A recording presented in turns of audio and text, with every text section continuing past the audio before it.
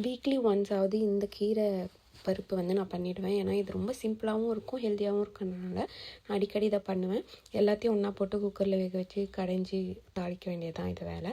அதுக்கப்புறம் கேரட் பொரியல் பண்ணியிருந்தேன். கேரட் பொரியலில் வந்து நார்மலாக தேங்காய் போடாமல் தேங்காயோட பச்சை மிளகா சீரகம் போட்டு கொஞ்சம் அரைச்சிட்டு அதை போட்டோன்னா செம்மையாக காரமாக டேஸ்ட்டாக இருக்கும். ட்ரை பண்ணி பாருங்கள்.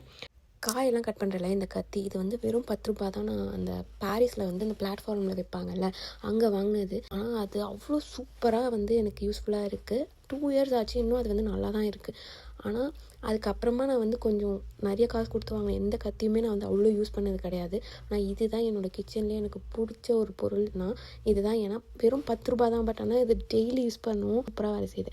ஆனால் சம்டைம்ஸ் வந்து நம்ம நிறைய காசு கொடுத்தா நல்லா இது வந்து இருக்கும், கம்மியாக இருந்தால் நல்லா இருக்காது, நம்ம வந்து தப்பாக நினைக்கிறோம். பட் சம்டைம்ஸ் நம்ம லக்கியாக இருந்தோம்னு வச்சுக்கோங்களேன், நமக்கு சீப் அண்ட் பெஸ்ட்டாக சம்திங் வந்து அமையும்.